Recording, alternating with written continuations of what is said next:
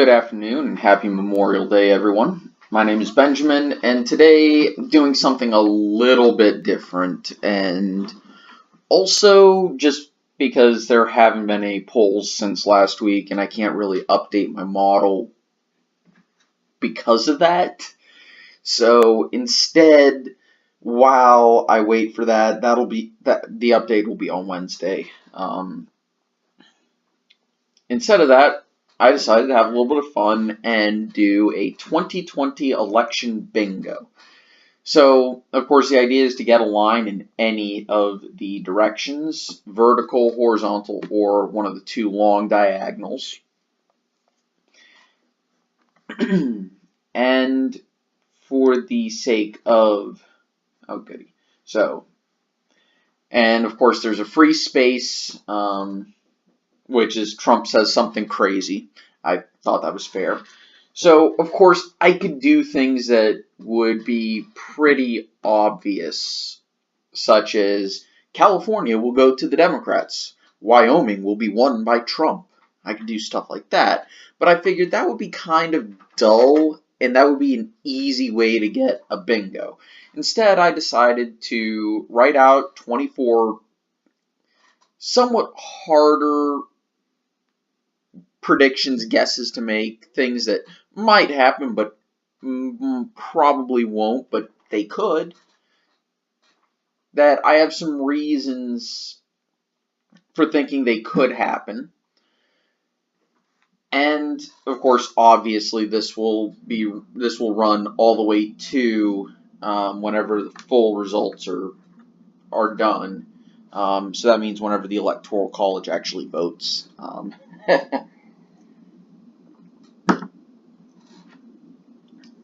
And I'm going to zoom in. Of course, whenever there's one to update, I will, of course, bring you guys here and tell you about any of the updates. I may do it by quarter whenever one actually happens. So I'm going to run from left to right and then down. Okay, so basically how you read. So Biden gaffes himself out of the Democratic primary. So Biden is known as a gaffe-prone candidate. So I figure, well, that could hurt him in the general, but it could definitely hurt him in the Democratic primaries because they're going to see it as, oh my God, if we're trying to beat Donald Trump and he's making all these gaffes, but he's never affected by them, we don't want somebody who's going to gaffe just as much, but will be affected. So, that's why I chose that prediction. Biden will make a series of gaffes, and that will ruin his run at the primary. The next one is a progressive is nominated by the Democrats. Now you're going to think, okay, that's crazy. That's not that crazy. And you're right, it isn't. But Biden currently has a lead, and he's in a very strong position. And if he doesn't gaffe himself out of the primary, I've just knocked myself out of 2 squares, including one that's going to take out a long diagonal. So that actually would knock out 2 columns, 1 row, and 1 diagonal, which is pretty significant. But on the other hand, there are a lot more progressives running in the Democratic Party. So, moving on to the next one, Stacey Abrams is nominated as for vice president in a bid to win Georgia and look moderate. Now, I'm not saying that she's going to be nominated because of demographic reasons. I think that's shallow. Then again, that would be a good reason to pick her if you were a Democrat. So, yeah. No, I think she's going to be nominated for political reasons. Now, she's not as moderate as she lets on, but she's also moderate enough to where she can be competitive in Georgia, at least on her own. As a vice presidential candidate, I'm skeptical of that, but we'll see how it plays out, obviously. And I do think she has a very high chance of being nominated. She's a rising star. She's not very controversial. And she has some camera presence. She is telegenic to an extent, and she's charismatic to an extent. So she makes sense on a lot of levels. This is one of the bolder predictions. Howard Schultz gains enough traction to make all 3 debates.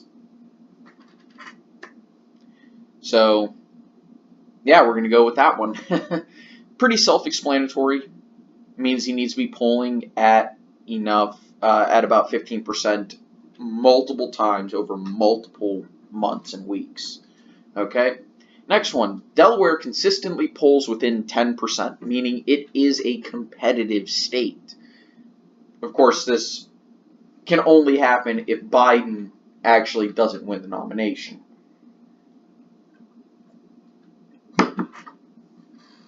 If he does, I've just knocked out my chance of winning either of the diagonals. So that could end very well. The Dow hits a record high Monday before Election Day. So November the 2nd, the Dow hits a record high. And you're going to think, well, why does that matter? Well, Trump's going to use it to say, look, right before the election, things are going great. Vote for me. Okay? But I also think that it's very likely. I don't see enough signs of a downturn in order for that to happen. The only signs of a downturn we have are Trump pushing tariffs. So, that's a thing. Democrats keep the House. This is a pretty bold one, especially considering the next one to the right, and the prediction right below it.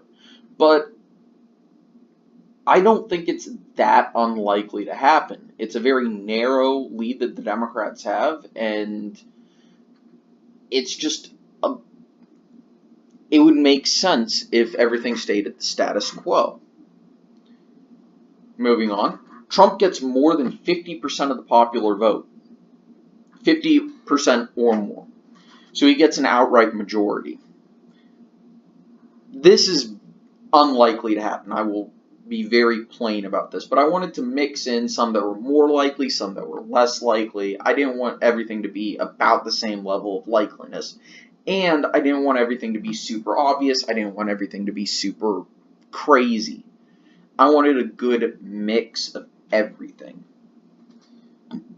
So this is probably the most unlikely of my predictions.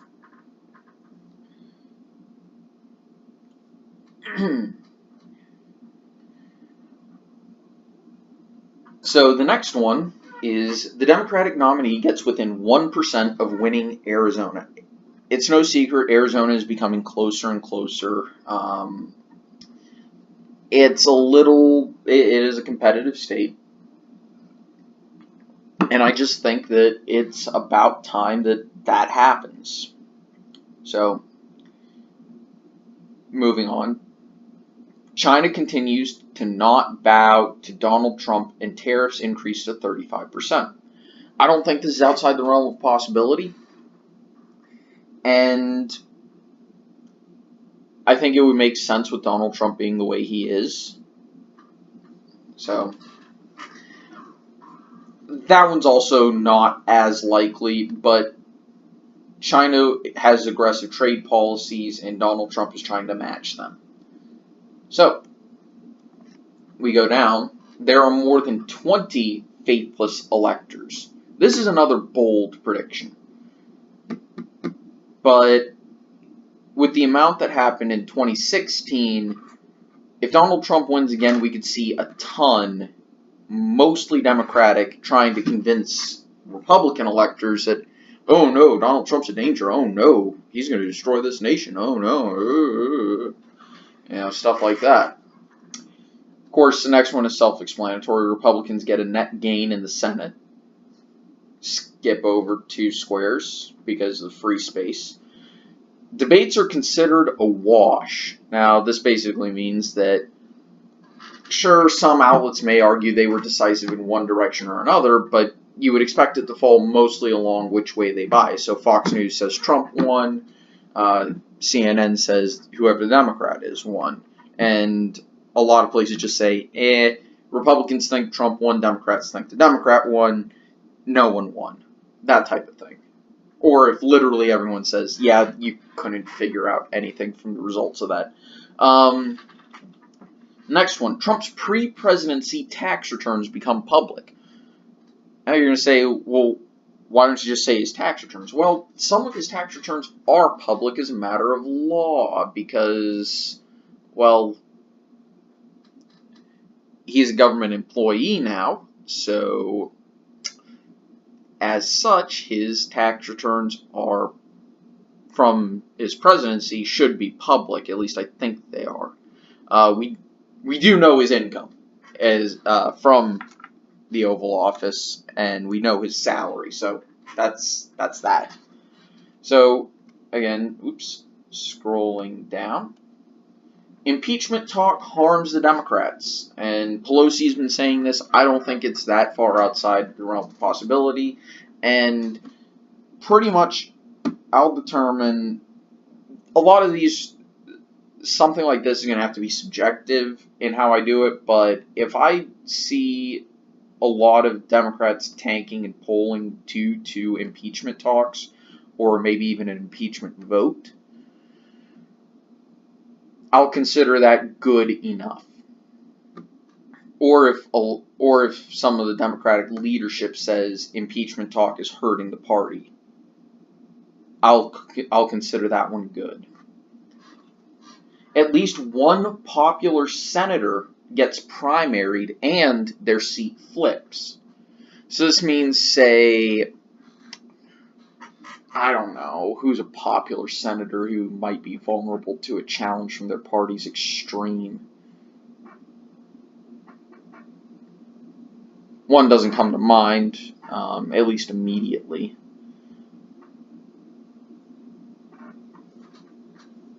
But it's something that could happen. Maybe a Suzanne Collins. Maybe.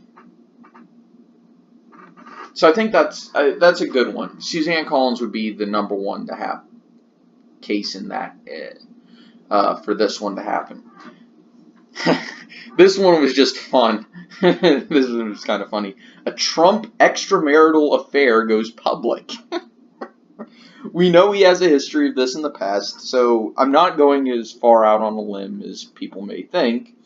And we all know he likes the ladies. Question is, was this before or after he became president? We all know that he likes to go after Slick Willie, but methinks he might be a little Slick Willie himself. So the October surprise will be a successful disaster relief effort. It can be foreign, it can be domestic, it can be a hurricane or an earthquake, whatever. But if there is a reasonably successful disaster relief effort, I will count that as, in October, I will count that as a good prediction. Supreme Court makes a pro-Second Amendment ruling which incises the Democrats. So it could be the current case going through the Supreme Court with the New York City Gun Club versus the City of New York. It could be one of the various other gun laws that are being challenged. Hawaii's ban on concealed carry for people who aren't law enforcement. Stuff like that. Of course, any pro-Second Amendment ruling is going to incise the Democrats. So that's just a, that's kind of an add-on to make sure it makes sense. But the big part is they make a pro-Second Amendment ruling. Trump gets another SCOTUS appointment. That means before the election in 2020, Donald Trump has to fill another Supreme Court seat. The obvious pick would be The obvious pick for a vacancy would be Ruth Bader Ginsburg. If we're being morbid here, I am skeptical that it's going to be her because she is tough. If there's one thing you can say is that, if there's one thing you can't say about her, it's that she does not have the willpower to survive anything. She survived some pretty rough 2 bouts with a cancer that has, I think it's over 90% mortality rate. So she's tough. And she didn't just beat it, she basically kicked cancer's ass. Say what you will about her beliefs. I'm not a big fan of her, in terms of the way she interprets the Constitution, but you have to respect someone who can do that, even with the good health care that government officials will get. It's still one of the tougher cancers to beat. I think it was like I don't think it was pancreatic, but it was one of the something almost as bad or even worse. I don't remember exactly which one. And of course, she broke her ribs during one of those and survived that. I mean, she's tough. Anyway, moving on. Donald Trump's age has made an issue of the campaign, and he has to exploit for political purposes his opponent's youth and inexperience. In all seriousness, Donald Trump's age has made an issue. Of course, if Biden were the nominee, it won't be, because Biden can have the whole thing removed off the table if he starts criticizing how old Donald Trump is, by Donald Trump simply saying, those who live in glass houses shouldn't throw stones, because Biden's pretty old too.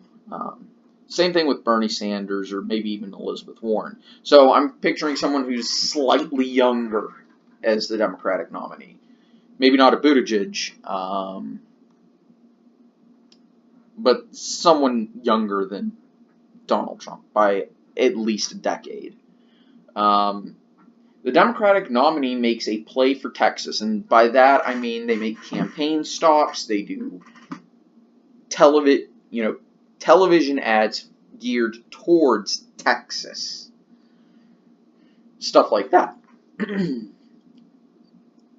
However, I'm not qualifying it as a serious play, because for me, a serious play at a state requires polling to indicate you should be making a play there. And that's where the next one comes in, is that Donald Trump is going to make a serious play for a historically blue state because of either internal polling numbers or publicly released nonpartisan polling numbers. So we're going to talk, say, a Delaware or Rhode Island, maybe a New York or a Connecticut. I could say Minnesota with a straight face, but I'll let you guys in the comments below tell me if Minnesota is kosher for this square, because it does have a very long history of voting Democrat, but it's also a very competitive state. So, moving on to the final square, third party and independent candidates combined for 7% or more. Pretty self-explanatory there. And as for anyone else who wants to do this, if you are on your, if you on your YouTube channel want to play this, if you're, I don't know, Stellar Spark or anyone else who is interested in doing this, or if by some miracle LT actually watches, he might. I don't know. I don't remember. You can play this game too. Basically, make your predictions at least somewhat unlikely to happen. Somewhere in between duh and that will literally never happen. Say Republicans winning the District of Columbia. And then we'll have some fun and maybe we'll compete. Anyway, thank you all for watching. Hope you enjoyed. I'll see you guys next time. Take it easy.